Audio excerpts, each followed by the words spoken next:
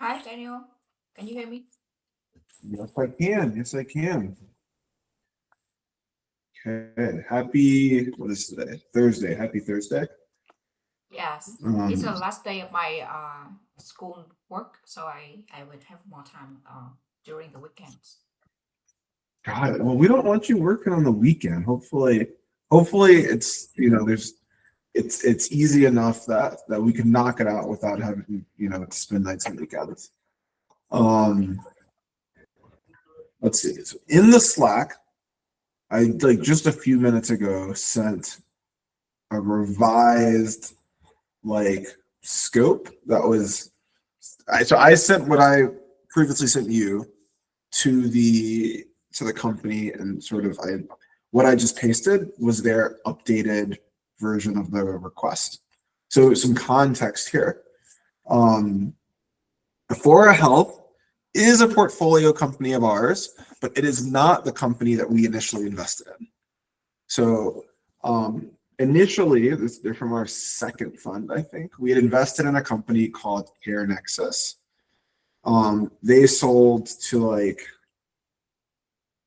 like clinics and like medical like urgent care type organizations. And it was a software that basically helped you um, increase like patient engagement or like let's say you're waiting in the waiting room and you're upset about something. Rather than like going home and then emailing about it, you just hop on the app and you could like tell them exactly what the issue is ASAP and they can address it. It was like that sort of thing. It they did fine. It wasn't amazing, but they ended up getting acquired, or technically they merged. I'll call it acquired because they were the smaller company with this larger company called Aphora. Aphora is they do a lot of things, but in short, they sell their services to self-insured employers. You're like, the hell is a self-insured employer? Basically, there's a few ways that businesses handle healthcare for their employees. Sometimes they'll have an insurance company basically handle everything. Um, Others think they can save money by handling a lot of things themselves, and so they will self-insure. And basically, what that says is, we think our team's healthcare expensive enough that we'll just cover everything. And sometimes it'll be like up to a certain amount, and then if it's crazy high, they have special insurance that'll cover that.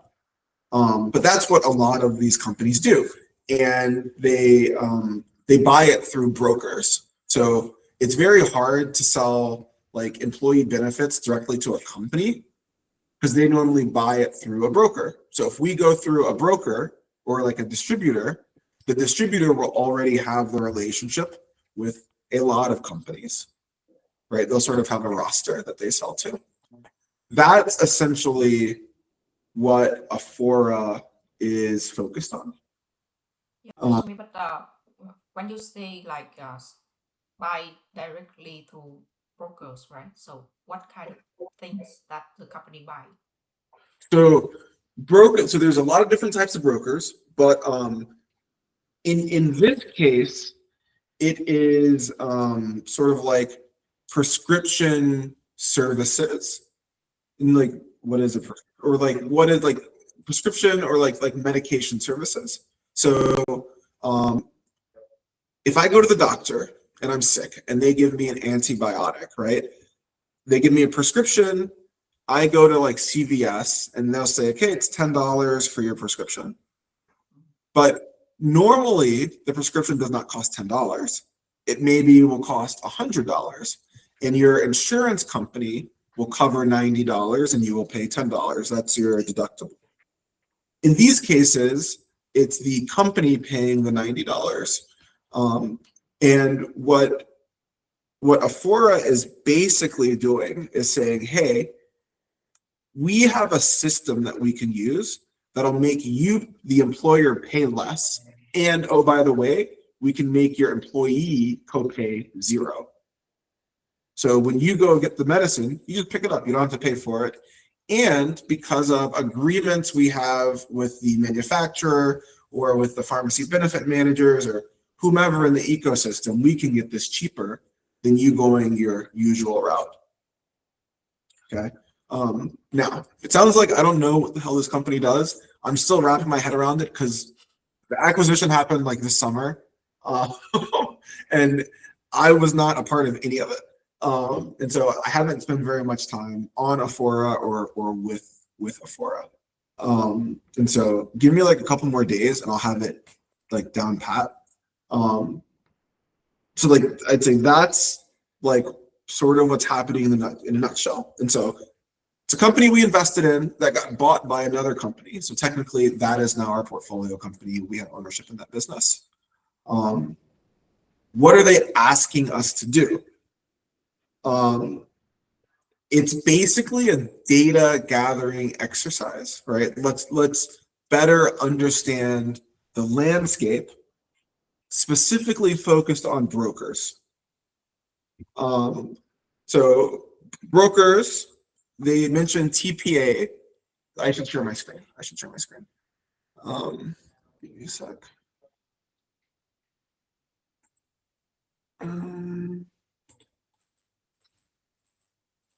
This is not.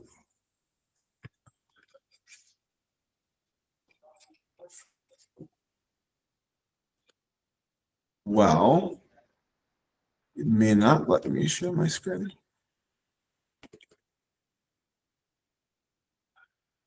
Nothing I click on will work. Do one of you have Slack open by chance? If I so, have Slack open if needed. so could you try just sharing that last message I sent you? One moment. I can share my doc file because I summarize the information on the doc. Okay. Either one. Yeah. Cool. So letters. So under number one, brokers, C, D, and E. That's basically what we're focused on. For C, so it says we need to know all about brokers. Brokers should be fairly easy to find. TPA. TPAs are third-party administrators. Those are other, I don't know them well. They're like service providers that are sort of middle people. They're not really brokers, but maybe you'll have a very specific niche thing you need done. You may use a third-party administrator, or you may say, we want this in-house, but we're really not big enough to do this whole program in-house. We'll outsource it to an organization that manages it for us. That's also what a third-party administrator could be. And then the consulting market is like experts in this benefits, prescription, healthcare type space that can direct you to the best broker for you, right? It's like, come in, tell us what we should do and who we should work with, and we'll do that. That's sort of what a consultant would do, right? It's project-based. But they basically want to know who they are, what they focus on, where you find them. Do you find them at conferences? Do they only do, like, I don't know. If so, what conferences do you find them at? What's the best entry point? How do you get in touch with them? Like who are their typical clients? Sort of like he's basically asking like, how do we do this? What is the market? Who is the market? How do we start to address them? Because the brokers, the third-party administrators, and the consultants are who they want to sell to get to their ultimate end customer.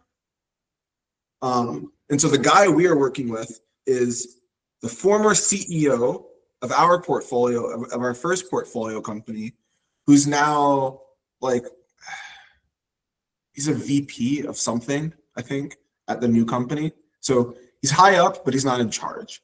And this is not what he knows well. If that makes sense. So go ahead if you had a question. Cool. Okay. The other things oh no. Yeah, I have a question. It's like I really don't understand like the purpose of this task because I feel like you said like uh, as my I as what I'm understanding now, Aphora is a company that owns a a company that we invested last year, right? And after Where that, so it's an old investment. This is fun too. So this is like yeah, 2016, 2017 maybe. yeah. So now the company is trying to do a new project to develop a new product, and we Ah, are I see. helping them in you know doing like market research so that they know how to sell the product, right? Am I So understanding correctly? Aphora was an established company already selling into this space. They bought our company because of the technology. They acquired it because of the technology. And so now his name's Daniel. Daniel is sort of been put in charge of this area of the company, and he needs to drive sales. But he's saying he feels like they don't have a good grasp of the industry, of the space, of who exactly he believes they should be selling to. And so his goal is to put together a bunch of data around it so that he can formulate sort of a go to market plan. This is who we need to address. This is how we're going to address them. This is how we're going to approach them. This is what we're going to offer them. This is in line with how they normally work. Or maybe we're going to take a different approach from how they normally work. But let's all be clear that like this is the status quo of how things normally work, and we're going to do something different if we choose to do it. But as I understand, like Aphora acquired a company that we invested from Fund Two last year. So Mhm. what? So whether so do we like exit from the that company or we are still invested in that company? Good question. It was a stock deal. So we got paid in Aphora stock. And for us, that was acceptable because we did not think the growth was high enough for the initial company.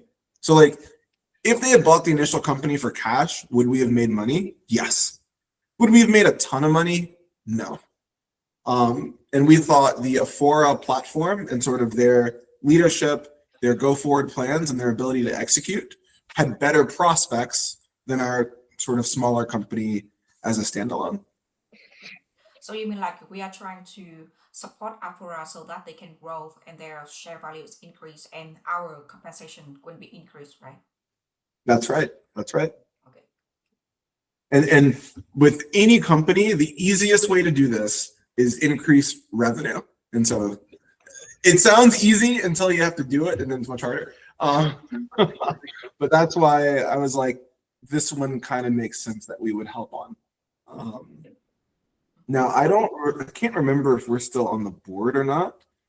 David, one of the partners, may be on the board, but I wouldn't be surprised if he wasn't. If he wasn't, I know we were on the previous board. I don't know if we're on the current board. Yeah. So whether Aphora is a public company or still a private company? Private company, it's on the smaller side, so I'd say it's like Series A type. I could let me see if I could get you um,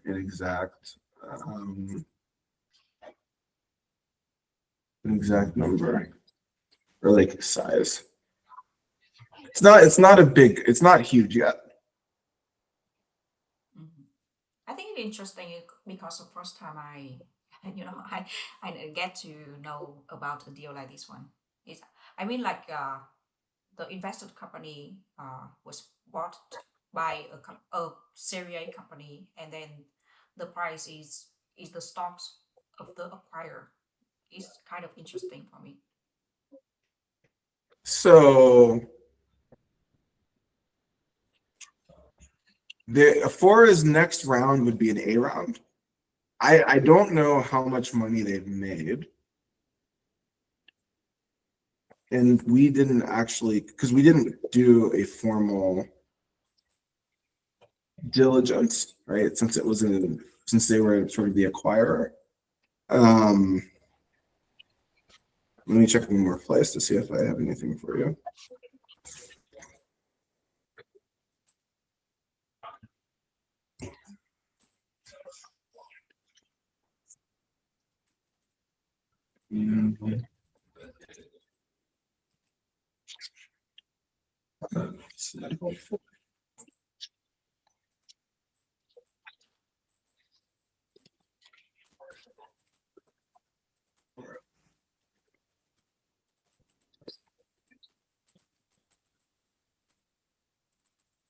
Uh,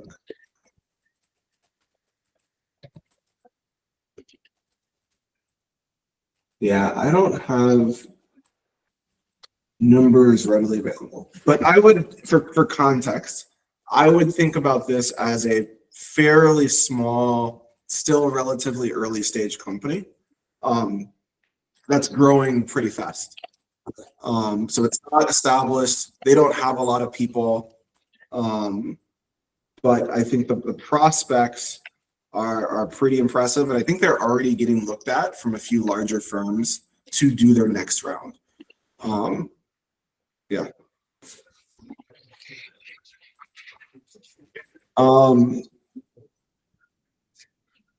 With regard to so that's sort of the first task, right? It's like I think he's basically saying like help me understand this with data.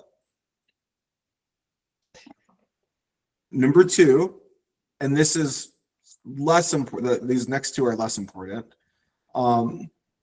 What's the competitive landscape? Who else, who from a company standpoint is a competitor?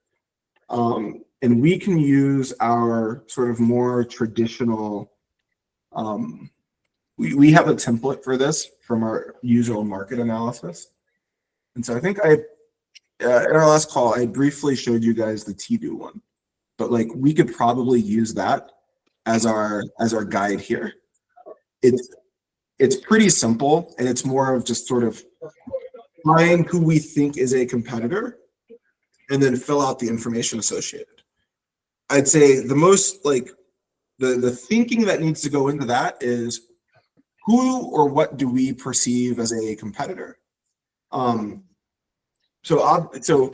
I think there's a few ways to do this. The easiest way is who else is selling a similar service to self-insured employers? Who else is selling a similar service focused on sort of healthcare costs or prescription costs to self-employed insurers?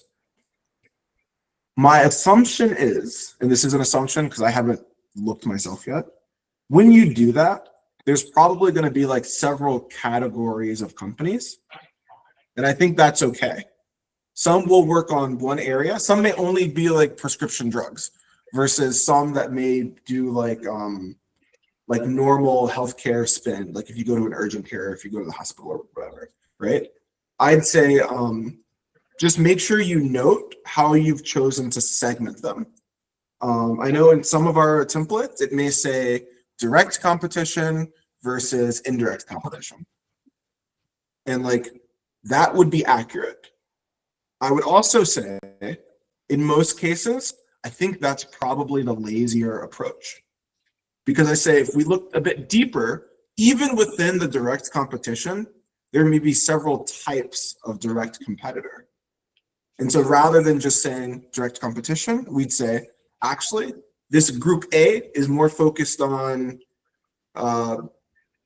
prescription drugs versus group B, who is also a direct competitor, is more focused on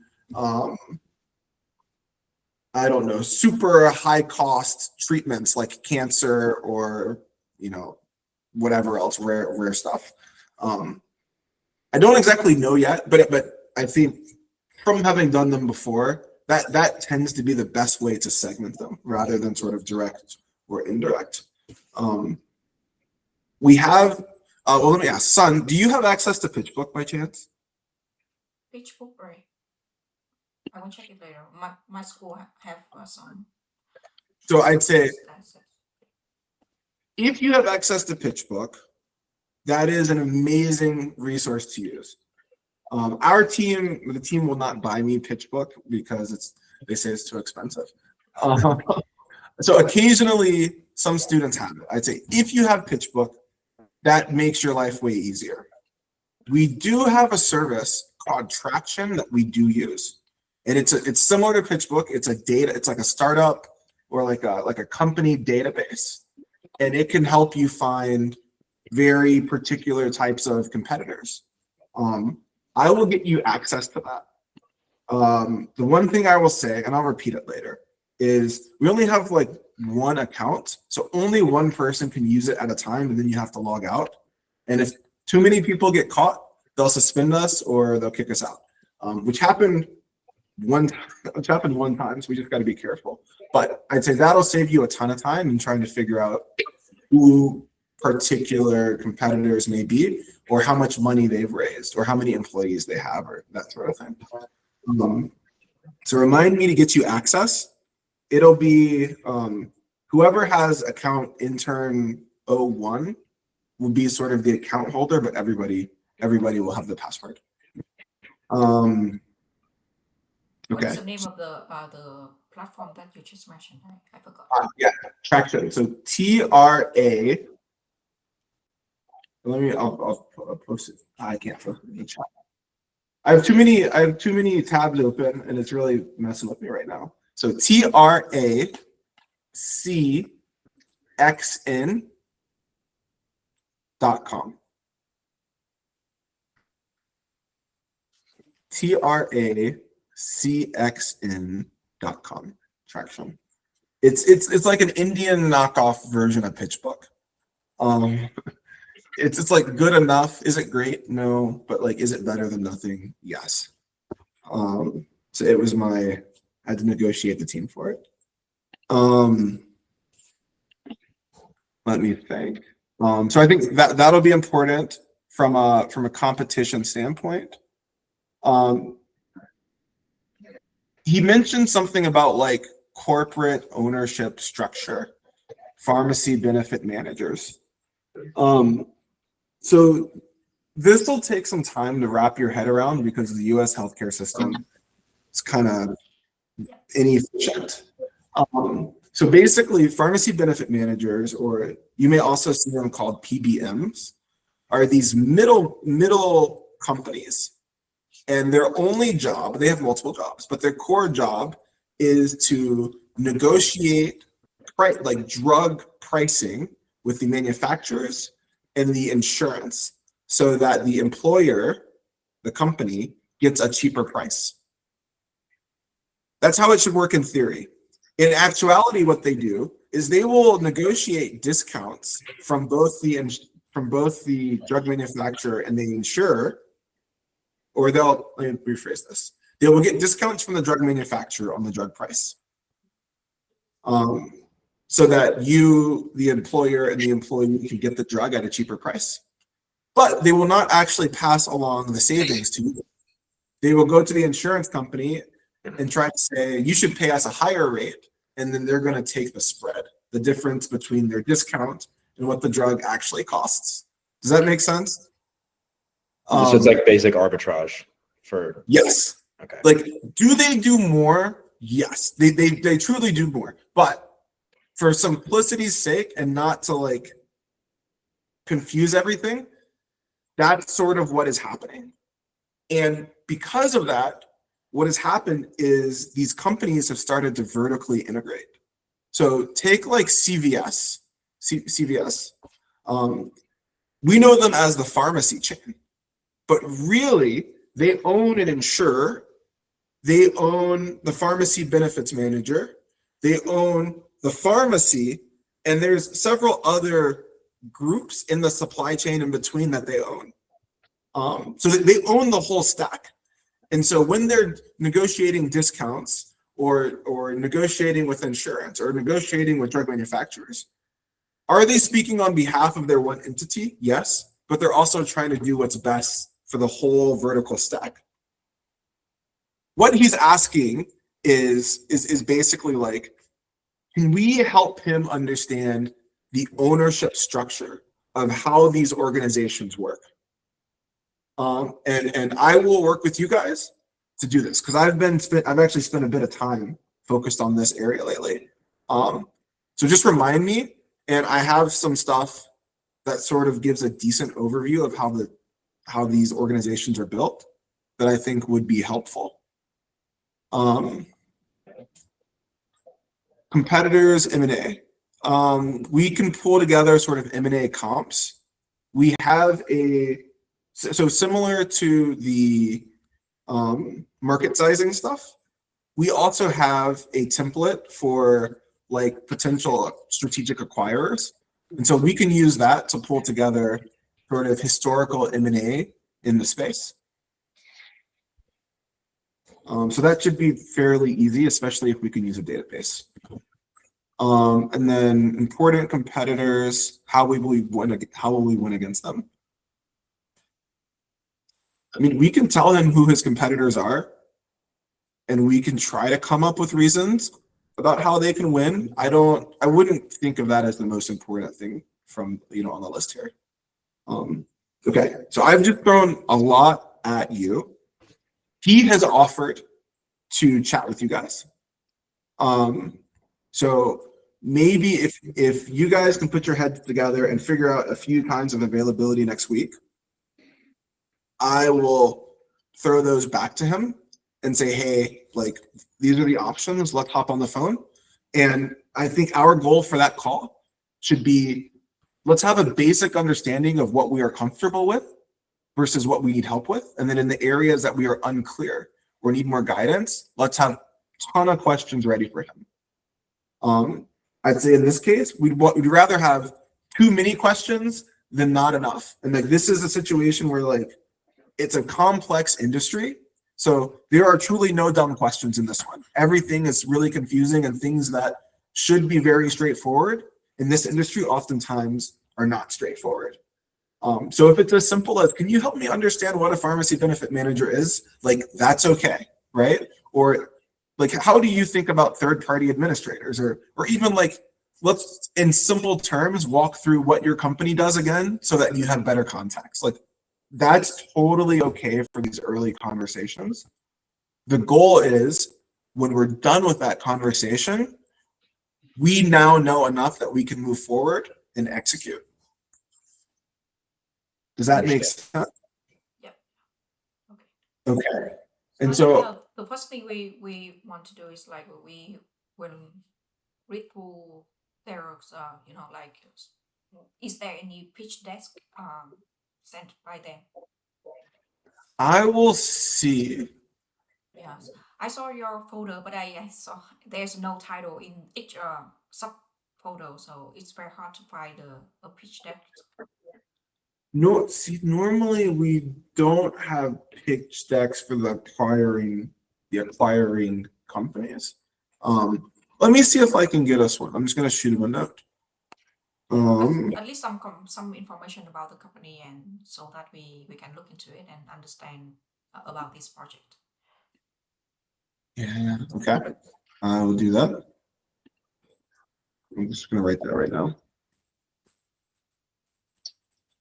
I guess more like of the final product for us. I know you said there were some templates. Are we kind of wanting to have like more like of a combined quote unquote like package of stuff together at the end? Or is it kind of a bunch of different templates that we can create and we'll kind of morph when we, talk to him and see kind of what he wants? Or is it, is it kind of in the stage of like, we know this is the goal, but maybe the execution we're figuring it out. I just want to wrap my head around like how detailed we need to go. And of course, when I see a little bit more templates and get some experience, like I'll find that out myself. So I think of it as like the optimal deliverable is probably like some sort of written memo with our supporting data being in like a workbook, like spreadsheets. Right? Like sort of short and sweet narrative, sort of going one by one and like knocking out all of the key questions they have and why something matters or why we think something is competitive versus not competitive, how this industry works or how the verticalization or the company structures work, right? Like that's probably better in narrative form. And then we can speak to some of the quantitative things that we found about M&A or about competition.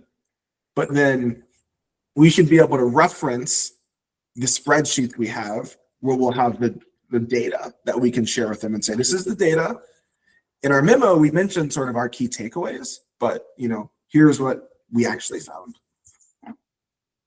Understood. And when we talk about like data, are there any, I guess I could, this might be a question that I'll answer myself when I'm in the templates, but is it kind of like using, like, I know I've used from Key and Flagger, like Statista and some stuff like that.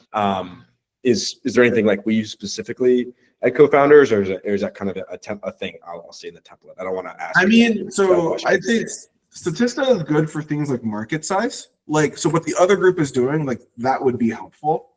I'd say if you look at the TDO workbook, specifically on the competition and market size, we're not doing market size, competition and strategic acquirers, they tend to be more like company specific things that we're pulling. So sort of the market like data type stuff tends not to be as helpful. It tends to be like LinkedIn or the website, like the company website, or Googling things that are like industry specific sources that are talking about the company, or like a database like Traction. Those tend to be the best sources. Understood. Occasionally, press releases can give out good nuggets of information. Sometimes they have a lot, other times they have nothing. So it sort of depends on the company. Got it. Okay, thank you. So I think if we really need a conversation with the founder, because I feel like the requirements from him is kind of like still a bit not clear. So if we have a conversation at the maybe a beginning of the week, we can know what is the right direction to go. That sounds good.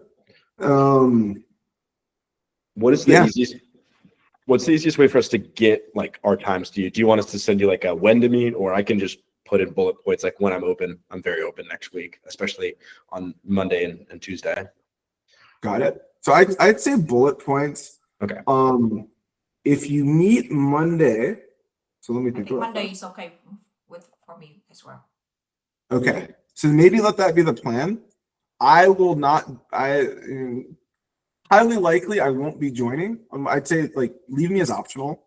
But if it's Monday, we may still be, depending on the exact time, still be in our meeting. And so you guys would be sort of running with this on your own. Not like everything, but like for the call. I want to be clear. You'd be running with the call on your own. Same for Tuesday because I'm at a conference. So just keep that in mind. I'd say I'm around over the weekend. I think I'm traveling to Atlanta, but like I'm around enough that if you have questions about things you should ask or areas you're interested in and trying to figure out, is this a path worth going down? Like I'm here to help. The other thing that may be worth it is trying, I know it's a bit unclear, but trying to work through some of the questions now so that you can go to him and say, hey, this is our initial take, right? So like competition. These are the top 5 competitors we found. Are we thinking about this in the right direction? And sometimes it's like, yeah, those are perfect. You're spot on. Other times they're like, no, you went totally the wrong way, which is also super helpful. So I'd say that's probably worth a shot as well if time permits. Yeah, we went to, so I think from today we went prepare and read through the materials that we can you can get from the internet. Got it. And for whatever time that you guys choose, I would say let's also invite the others they should not have anything to say. I want to be clear, but just from a learning standpoint, I'd say it's good to be transparent and sort of for them to see you guys in action. Okay. So yeah, send me times that work for you. I'll get them to Daniel, and then we'll get everybody sort of aligned on a call. Monday or Tuesday, I may not be there. Maybe one of the partners may want to jump in. Probably not. It's probably just you two leading it. Monday I'm free all whole day, so Yeah. We're off on Monday, I think. So I'm Nice. totally free on Monday. yeah. Okay. Okay. So I think we'll get just that set up. suggest a time for us, and we will join the meeting. And also because on Tuesday we have a weekly meeting, right? Can I come late, maybe 15 minutes behind, because I have something in the school? Okay, that's fine. Okay, thank you so much. Nice. I can follow up. Son, if you want to send me, I can take your availability. I mean, obviously Monday's free, but for Tuesday, and then I'll put mine in bullet points and send it to Daniel. So make it easy. Hopefully, Okay, not so filling up the I will inbox. update. I will update my calendar as well, so everybody can see. Okay, I'll just bullet point that. That sounds great. Yeah, it's great. Thank you. Wonderful. Again, any questions, feel free to email, Slack, and if I don't respond fairly quickly, ping me again, right? Like sometimes I'm just working on something or I get distracted. And then we'll try to have you guys set up in the best way for your call, hopefully Monday. So, son, I'm off of school tomorrow. I don't know if you, Daniel, if it would be okay if we kind of like make like a draft tomorrow and maybe look at it over the weekend and send you kind of our initial questions that we want to ask, and then the reasons why we have those questions of kind of like maybe like I don't know if you're thinking of more like bullet points and then questions, or of like kind of paragraphs and then questions, just so we can make sure we're on track, especially if we're leading the call. Want to make sure we're intentional. Yep, that's fine. That's fine. Okay.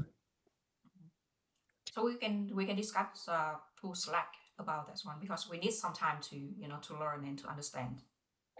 Yes, we're starting you guys off in one of the more. Honestly, out of all the areas that I've like touched, this is generally one of the more complex like industries, because nothing is like if we were to build the healthcare industry today, nobody would say we would build it this way. Everything's sort of backwards, and like money's changing hands, and like nobody really cares about the patient. I have strong opinions here. But great learning experience, meaningful work, but actually meaningful work that if we do a good job, it should lead to the company performing better.